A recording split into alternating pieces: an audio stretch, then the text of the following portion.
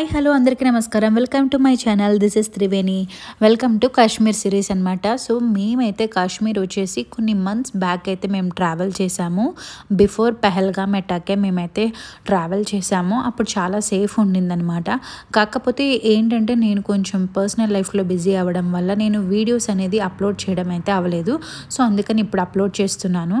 So మీరు కనుక ఇది కాశ్మీర్ కనుక ప్లాన్ చేసుకుంటుంటే నా వీడియోస్ని కనుక తప్పకుండా చూడండి. ఎందుకంటే నేను ఎలా ప్లాన్ చేసుకోవాలి, ఏ ప్లేసెస్కి వెళ్ళాలి అండ్ మనం ఏమేమి తీసుకొని వెళ్ళాలి కాశ్మీర్ ట్రిప్కి, మేము ఎలా వెళ్ళాము అన్ని టిప్స్ అండ్ ట్రిక్స్ అయితే మీకు షేర్ చేస్తాను.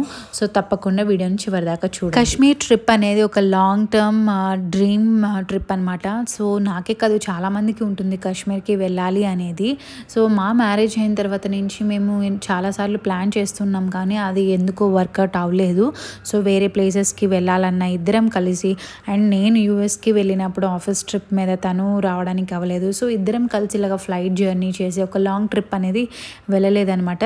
సో ఫైనల్గా తన బర్త్డే టైంకి అయితే ఇలాగ ప్లాన్ చేసుకున్నాము. అది కూడా చాలా అన్సర్టైన్గా ఉంది లాస్ట్ మినిట్ దాకా మేము వెళ్ళేదాకా. బట్ సమ్హౌ సక్సెస్ఫుల్లీ మేము వెళ్ళే అయితే ట్రిప్ అయితే కంప్లీట్ చేసుకొని వచ్చాము. సో ఫస్ట్ టైం వెళ్తున్న వాళ్ళకి చాలా తెలియని విషయాలు అయితే ఉంటాయన్నమాట కాశ్మీర్లో. 1 by 1 వీడియోలో నేను అన్నీ అయితే షేర్ చేస్తాను. అన్ని వీడియోస్ అయితే తప్పకుండా మీరైతే చూసేయండి. కాశ్మీర్ ట్రిప్కి ఎప్పుడు ప్లాన్ చేసినా కానీ ప్రీ ప్లాన్డ్గా మనం యాక్టివిటీస్ అయితే ప్లాన్ చేసుకోవాలి. ఎందుకంటే పీక్ సీజన్లో ఫ్లైట్ టికెట్స్ కానీ హోటల్ టికెట్స్ కానీ చాలా ప్రైజెస్ ఉంటాయి. సో నేను అంత జాగ్రత్త తీసుకొని 3 months ముందు బుక్ చేసినా కానీ నేను చేసిన మిస్టేక్ మీరు చేయకూడదని నేను ఇక్కడైతే చెప్తున్నాను. నేను చేసిన మిస్టేక్ ఏంటంటే నేను 3 months ముందు చూసినప్పుడు ఫ్లైట్ టికెట్స్ మనకి ఎయిర్ ఇండియా ఎక్స్ప్రెస్ వచ్చేసి 14,000 పడింది ఇద్దరికి వెళ్ళడానికి. సో అది చీప్ అండ్ బెస్ట్ ఆప్షన్ అనమాట. డైరెక్ట్ శ్రీనగర్ వెళ్ళిపోతాము అండ్ ఎక్కడా మనకి హాల్టింగ్ లేదు. అందుకని నేను ఆ ఫ్లైట్ అయితే బుక్ చేశాను. కాకపోతే ఏంటంటే ఎయిర్ ఇండియా ఎక్స్ప్రెస్ మేము ఎక్కిన తర్వాత మేము ట్రావెల్ చేసిన తర్వాత మాకు అర్థమైంది ఎంత వర్స్ట్గా ఉందని. తర్వాత చాలా ఇన్సిడెంట్స్ మనకి న్యూస్లో కూడా చూసాం మేము. సో ఏమైందంటే మాది సాటర్డే ఎర్లీ మార్నింగ్ ఫ్లైట్ అయితే థర్స్డే ఈవినింగ్ మాకు ఫ్లైట్ క్యాన్సిల్ అని మెసేజ్ వచ్చింది. సో వాళ్ళు ఒక ఆప్షన్ ఇచ్చారు, రీస్కెడ్యూల్ ఆప్షన్. సో అందుకని రీస్కెడ్యూల్ చేసుకుంటే సండే లేదన్నారు, సాటర్డే లేదన్నారు, ఓన్లీ ఫ్రైడే ఉందన్నారు. సరే అని ఫ్రైడే మేము బుక్ చేసుకున్నాము. సో ఆ ఫ్రైడే మిడ్-నైట్ ఎక్కాల్సింది ఈవినింగ్కి మాకు మెసేజ్ వచ్చింది క్యాన్సిల్ అయిందని. అలా 2 times క్యాన్సిల్ చేసేసారు మాకు ఫ్లైట్ అయితే. ఆల్రెడీ హోటల్స్ బుక్ అయిపోయినాయి and number of days return tickets కూడా బుక్ అయినాయి. సో ఇప్పుడు మేము పోస్ట్పోన్ చేసుకోలేము, ప్రీపోన్ చేసుకోలేము. సో అందుకని ఇంకా మాకు తప్పలేదు. అండ్ ఆల్రెడీ 2 times క్యాన్సిల్ అవ్వడం వల్ల మాకు దాని మీద ట్రస్టే పోయింది. ఇంకా మాకు రిఫండ్ కావాలి అన్నాము. రిఫండ్ కావాలి అని అప్పటికప్పుడు ఇండిగోలో చూసుకొని మేము ఫ్లైట్ టికెట్స్ చేసుకున్నాము. ఇండిగోలో ఆల్మోస్ట్ ఓన్లీ 3 seats ఉన్నాయి. దాంట్లో మేము 2 seats బుక్ చేసుకున్నాము. నేను ఎందుకు చెప్తున్నాను అంటే మనం తక్కువకు వస్తుందని ఇలాగ ఎయిర్ ఇండియా ఎక్స్ప్రెస్వి ఒక్కొక్కసారి మనం బుక్ చేసుకున్నప్పుడు వాళ్ళు చాలా అన్సర్టైనిటీ ఉందన్నమాట వాళ్ళ ఫ్లైట్స్లో. సో అందుకని మీరు జాగ్రత్తగా చూసుకొని ఫ్లైట్స్ ఎక్కువ క్యాన్సిల్ అవ్వండి చూడండి. ఎయిర్ ఇండియా వేరు, ఎయిర్ ఇండియా ఎక్స్ప్రెస్ వేరు. సో ఎయిర్ ఇండియా కొంచెం నమ్మచ్చు కానీ air India express is very uncertain అనమాట. అలాగా మేము 14,000 పెట్టాల్సింది మేము 20,000 పెట్టి వెళ్ళాల్సి వచ్చింది వెళ్ళడానికి. సో ఫ్లైట్ బుక్ చేస్తున్నప్పుడు ఏ ఎయిర్లైన్స్కి చేస్తున్నాము అండ్ ఎనీ హాల్టింగ్ ఉందా, ఎన్ని అవర్స్ పడుతుంది, డైరెక్ట్ ఫ్లైటా కాదా అలాంటివన్నీ చూసుకొని చేయండి. అండ్ మేము వచ్చేసి బెంగళూరు నుంచి స్టార్ట్ అవుతున్నాము. సో ఇది సాటర్డే వచ్చేసి మనకి ఫ్లైట్ వచ్చేసి 7 AM ఉందనమాట. 7 AM అండ్ అక్కడ మేము రీచ్ అయ్యేసరికి శ్రీనగర్ 12:30 అవుతుంది. సో మేమైతే ఇలాగ వెయిట్ చేస్తూ ఉన్నప్పుడు మాకు ఎందుకో కొంతమంది సెలబ్రిటీస్ లాగా అనిపించింది అనమాట. నాకు క్లియర్గా లేదు. బట్ దెన్ నేను దగ్గరికి వెళ్ళి చూస్తే మంచు విష్ణు, ప్రభుదేవ అండ్ శరత్ బాబు అయితే మాకు కనిపించారు. మోస్ట్లీ కన్నప్ప మూవీ రిలేటెడ్గా ఇది దుబాయ్ వెళ్ళే ఫ్లైట్ అనమాట. సో వాళ్ళు అది ఎక్కడానికైతే బోర్డింగ్ గేట్ దగ్గర ఉన్నారు. సో మా నెక్స్ట్ బోర్డింగ్ గేట్ వచ్చేసి మేము శ్రీనగర్కి వెళ్ళేదనమాట.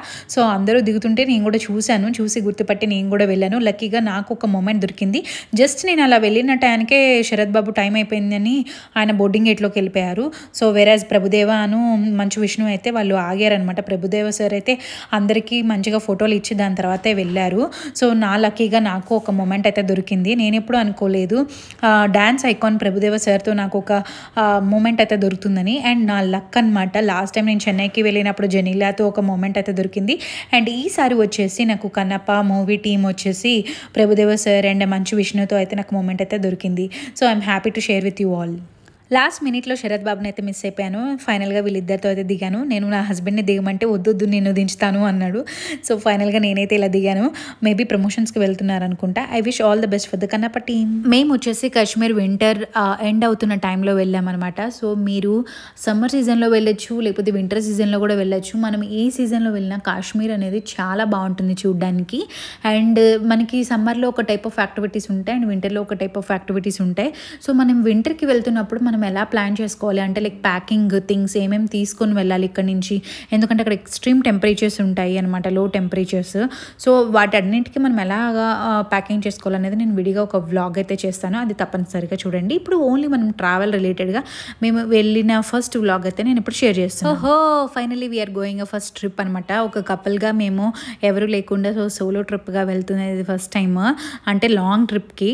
ఎందుకంటే మాకు ఎక్కేదాకా కూడా అసలు మాకు గ్యారంటీ లేదు. ఆ నెంబర్ ఆఫ్ ఫ్లైట్స్ క్యాన్సిల్ అయిపోవడము, లాస్ట్ మినిట్లో మేము చేసుకోవడము. సో ఫైనల్గా మేమైతే ఎక్కాము. సో ఇండిగో అయితే మేము బుక్ చేసుకున్నాము ఫైనల్గా.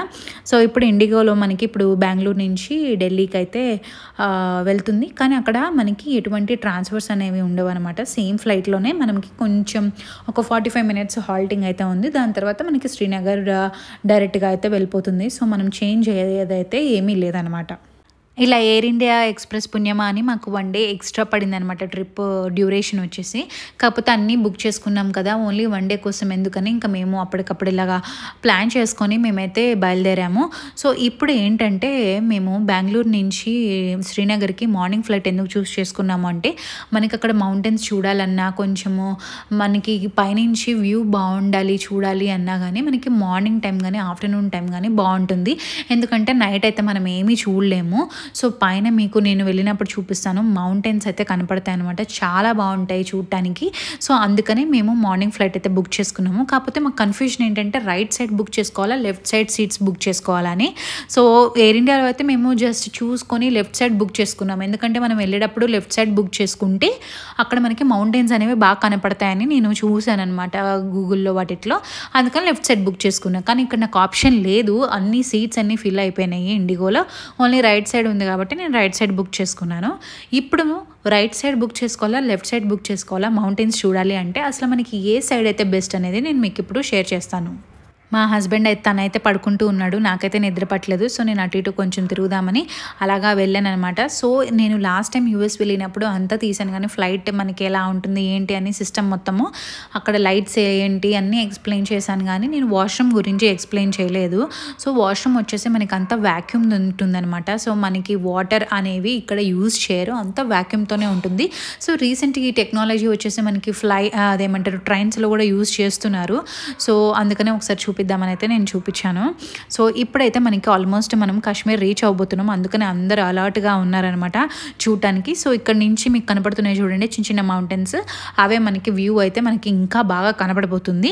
సో మేము రైట్ సైడ్ ఉన్నాం కాబట్టి ఏమైందంటే మాకు పొద్దున్న కాబట్టి ఇక్కడ మనకి అంత బ్రైట్గా లేదు వ్యూ వచ్చేసి. సో మార్నింగ్ మనకి ఈస్ట్ వైపు కదా మనకి సన్ రైజ్ అయ్యేది. సో ఆ కిరణాలు కనుక మనకి అటువైపు ఆపోజిట్ సైడ్ పడినప్పుడు మనం క్యాప్చర్ చేస్తే చాలా బాగా పడతాయి. అంటే మనకి లెఫ్ట్ సైడ్ బాగా కనబడుతుంది అనమాట. అంటే రైట్ సైడ్ అయినా లెఫ్ట్ సైడ్ అయినా బాగా కనపడతాయి. కాకపోతే మనకి టైమింగ్ని బట్టి మనకి ఆ రేడియేషన్తో ఆ వ్యూస్ అనేవి బాగా కనబడతాయి. ఇది రైట్ సైడ్ చూడండి, మీకు అయినా కానీ బాగానే కనబడుతుంది. మేము ఆల్మోస్ట్ ఇంజిన్ దగ్గర కూర్చున్నాము, కానీ లెఫ్ట్ సైడ్ ఇంకా సూపర్ వ్యూ ఉందన్నమాట. సో మార్నింగ్ ఫ్లైట్ కనుక మీరు వెళ్తున్నట్టయితే లెఫ్ట్ సైడ్ బుక్ చేసుకోండి, సో దాట్ మీరు మంచి వ్యూ అయితే చూడొచ్చు. And also it depends upon the route అనమాట. సమ్ టైమ్స్ అంటే మేము బెంగళూరు నుంచి వచ్చినప్పుడు ఒకలాగా అలాగా ఉంటుంది, రూట్స్ కూడా కొంచెం చేంజ్ అవుతాయి. But try to prefer left side అనమాట while going in the morning. మీరు కనుక ఆఫ్టర్నూన్ వెళ్తున్నట్టయితే రైట్ సైడ్ ప్రిఫర్ చేసుకోండి. ఎందుకంటే మనకి వెస్ట్ సైడ్కి అంటే మధ్యకి వస్తాడు కాబట్టి సన్ మనకి అంత బ్రైట్గా కనపడవు, లెఫ్ట్ సైడ్ అయినా ఇటైనా కానీ. So any side is fine అనమాట అప్పుడు ఆ టైంలో. సో మీరు రైట్ సైడ్ అయినా బుక్ చేసుకోవచ్చు, లెఫ్ట్ సైడ్ అయినా బుక్ చేసుకోవచ్చు, కానీ మార్నింగ్ ఫ్లైట్ అయితే మటుకు లెఫ్ట్ సైడ్ అయితే బుక్ చేసుకోండి. అండ్ రో పరంగా వస్తే మనం ఇంజిన్ ముందు కానీ వింగ్ తర్వాత కానీ బుక్ చేసుకుంటే బెటర్. ఇప్పుడు చూడండి మాకు ఆల్మోస్ట్ ఈ 2 ఏరియాసే మొత్తం కవర్ అయిపోయినాయి. మేము మౌంటైన్స్ తీయాలన్నా కానీ కొంచెం కష్టంగా అనిపించింది. సో అందుకని ఇంజిన్ ముందు కానీ లేకపోతే వింగ్ వెనకాల కానీ సీట్స్ అయితే బుక్ చేసుకోండి. So that you will have a best view అనమాట. చూడండి మౌంటైన్స్ ఎంత బాగా కనబడుతున్నాయి ఆ పైనుంచి. Like this is the first time అనమాట మేము ఇలా చూడటము. చాలా బాగా అనిపించింది. అండ్ ఫ్లైట్లో అందరూ చాలా ఎక్సైటెడ్గా ఫీల్ అయ్యారు చూసినప్పుడు రియల్గా. అండ్ మనకి మౌంటైన్స్ ఇలా కనపడుతూ వెళ్తూ ఉంటే చాలా బాగుంటుంది అనమాట.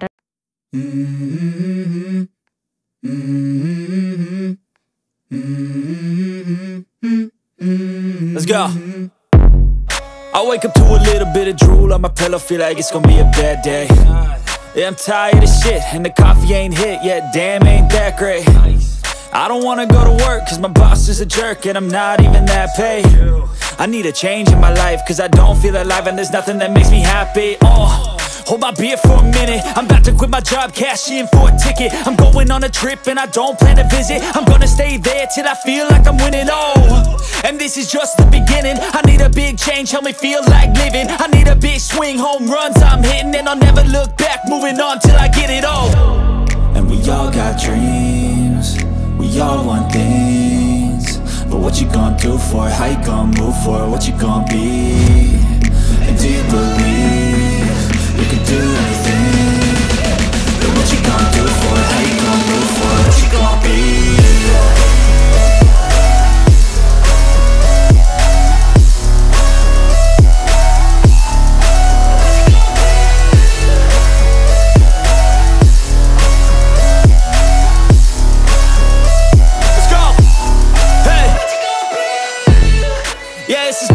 My strife, my right to fight, to die on. And this is my game to play, to claim a brand new name, And I ain't gonna lie to you, I'm a bit nervous that I might screw everything up that I've ever done. But what's the point of living if you ain't having fun? I guess I'll try this, try that, might miss, gotta find what I'm good at. I guess I look here, look there, over where am I scared, where am I at? I gotta make it in this life, whatever makes me happy, know I'm doing things right. Sipping in the summer on a goose and Sprite, or find a nightclub for the end of the night, And we all got dreams, we all want things, but what you gonna do for it? How you gonna move for it? What you gonna be? And do you believe you can do anything? But what you gonna do for it? How you gonna move for it? What you gonna be?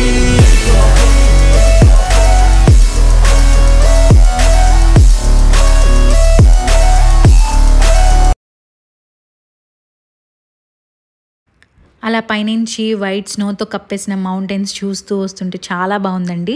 So ఒకవేళ మీరు flight journey కనుక effort చేయలేరు అనుకుంటే train journey కూడా అవైలబుల్గా ఉంటుంది. So మనకి జమ్మూ దాకా అయితే మనకి ట్రైన్స్ అయితే అవైలబుల్ ఉంటాయి మనం డిఫరెంట్ స్టేట్స్ నుంచి. And then Jammu to Srinagar వచ్చేసి 6 hours అనమాట. సో మేము వర్కింగ్ పీపుల్ కాబట్టి మేము ఇన్ని రోజులు ఆల్మోస్ట్ 48 hours మనము జర్నీలోనే స్పెండ్ చేయాలి అంటే కొంచెం కష్టం కాబట్టి మేము ఇంకా ఫ్లైట్ అయితే మేము చూస్ చేసుకున్నాము. లేదు మేము లీజర్గా మేము రాగలము అనుకున్న వాళ్ళు ట్రైన్ ఆప్షన్ కూడా చూసుకోవచ్చు. సో ఆల్మోస్ట్ మనం ఇప్పుడు శ్రీనగర్ ఎయిర్పోర్ట్ అయితే రీచ్ అవబోతున్నాము. సో శ్రీనగర్ ఎయిర్పోర్ట్ వచ్చేసి మనకి ఎలివేషన్లో ఉంటుంది, కొంచెం హైట్ ఎక్కువలో ఉంటుందన్నమాట. అండ్ ఇక్కడ వచ్చేసి మనము శ్రీనగర్ ఎంటర్ అవ్వగానే మనము ఫొటోస్ కానీ వీడియోస్ కానీ తీయడానికైతే ఎలవ్ లేదు ఎయిర్పోర్ట్లో, ఎందుకంటే ఇదంతా మొత్తం మిలిటరీ ఆధ్వర్యంలో ఉంటుంది, సిఆర్పిఎఫ్ ఆధ్వర్యంలో. సో ఇక్కడ మనం ఎటువంటి ఫొటోస్ కానీ వీడియోస్ కానీ తీనివ్వరు, చాలా స్ట్రిక్ట్గా ఉంటారు. వింటర్ సీజన్ కాబట్టి మనకి ఆల్మోస్ట్ అంత గ్రీనరీ ఉండదనమాట, అంత డ్రైగా కనపడుతుంది మనకి పైనుంచి చూడడానికి. అదే మొత్తం సమ్మర్ అయితే ఫ్లవర్స్ అండ్ చాలా గ్రీనరీగా వేరే ఒక వ్యూవే ఉంటుందన్నమాట.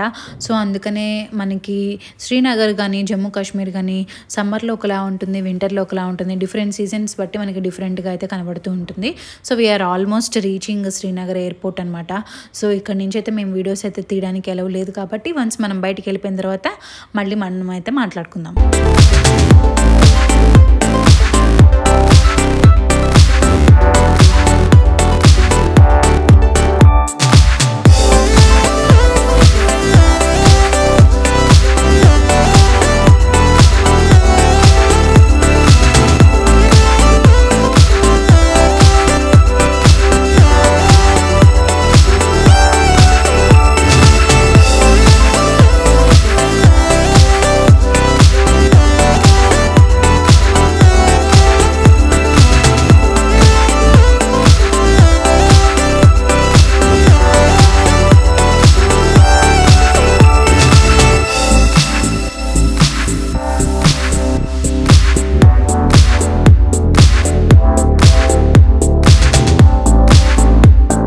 వచ్చేసి మన సిమ్లు ఏవి పనిచేయవన్నమాట. సో బయటికి అయితే మేము వెళ్తున్నాము. సో బయటికి వెళ్ళిన తర్వాత మాకు మనీ విత్డ్రా చేసుకోవడానికి అక్కడ ఏటీఎం అయితే ఉంది. సో వన్స్ ఏటీఎం దగ్గర విత్డ్రా చేసుకున్న తర్వాత మనీ ఇక్కడ మనకి ట్యాక్సీస్ అవన్నీ ఉంటాయన్నమాట. సో టెంపరేచర్ అయితే -2 degrees ఉంది. సో అందుకని ఫుల్ చలిగా మొత్తం స్వెటర్లు అన్నీ వేసేసుకున్నాము వణికిపోతూ. ఎవరో ఇందాక చలి లేదన్నారు, ఏమీ లేదన్నారు. ఫుల్గా కప్పేసుకున్నాం రాగానే దిగగానే. మనం సిమ్ తీసుకోవాలన్నా బయటికి వెళ్ళాలి. సో మేమైతే ఎయిర్పోర్ట్ నుంచి బయటికి వెళ్ళడానికి ఆల్మోస్ట్ 2 kilometers దాకా ఉంది. మనకి ఇక్కడ ట్యాక్సీస్ అయితే దొరుకుతాయి అనమాట. సో ఆల్మోస్ట్ 1000 rupees అయితే చెప్తున్నారు ఎయిర్పోర్ట్ నుంచి సిటీలోకి వెళ్ళడానికి. ఊబర్ అయితే మనం బుక్ చేసుకోవచ్చు, కానీ మాకు సిమ్ అనేది లేదు కాబట్టి ఇంకా ఆప్షన్ లేదనమాట. 1000 rupees, 1200 అలాగా డిఫరెంట్ రేంజెస్లో చెప్తూ ఉన్నారు. సో ఇంకా 1000 rupees ఇచ్చేసి ఆల్మోస్ట్ మా హోటల్కి అయితే వెళ్ళిపోయాము. సో వన్స్ హోటల్ రీచ్ అయ్యాక మేము అక్కడ చేసిన యాక్టివిటీస్ కానీ నెక్స్ట్ ఫర్దర్గా మనకి డేస్లో ఏమేమి చూసామో అనేది నేను నెక్స్ట్ వ్లాగ్స్లో అయితే మీకు షేర్ చేస్తాను. సో వాటిని కూడా మీరు తప్పకుండా రిఫర్ చేసేయండి. అండ్ ప్రస్తుతానికి ఇది వచ్చేసి మనకి కాశ్మీర్ స్ట్రీట్స్ అనమాట. సో ఫస్ట్ టైం చూస్తున్నాను నేను కాశ్మీర్ స్ట్రీట్స్ అనేవి. సో ఇక్కడ వచ్చేసి మనకి ఎక్కడ చూసిన సిఆర్పిఎఫ్ వ్యాన్స్ అయితే ఉన్నాయి, మిలిటరీ వాళ్ళు. ఆల్మోస్ట్ ఎవ్రీ 100 meters మనకి ఇక్కడ వీళ్ళు కనపడుతూనే ఉన్నారు. So this is the first impression అనమాట మనకి కాశ్మీర్ అంటే రావగానే. సో నెక్స్ట్ వ్లాగ్స్లో మనం డిఫరెంట్ ప్లేసెస్ ఎలా ప్లాన్ చేసుకోవాలి, ఏమేమి చూసాము ఏంటి అనేది ఫుల్ డీటెయిల్స్తో నేను మిమ్మల్ని మళ్ళీ కలుస్తాను. అంటిల్ దెన్ నా వీడియోస్ కనుక మీకు నచ్చినట్టయితే మీ ఫ్రెండ్స్ అండ్ ఫ్యామిలీ మెంబర్స్కి షేర్ చేయడం తప్పనిసరిగా మర్చిపోకండి. అండ్ ఆల్సో సబ్స్క్రైబ్ చేసుకోవడం కూడా అసలు మర్చిపోకండి. అండ్ ఇక్కడ నేను కాశ్మీర్లో నేను చూసిన ప్లేసెస్ కానీ ట్రిప్స్ కానీ అన్నీ అయితే మీకు షేర్ చేసుకుంటాను ఫర్దర్ వీడియోస్లో. సో అంటిల్ దెన్ బాయ్ అనమాట. Stay tune for more videos.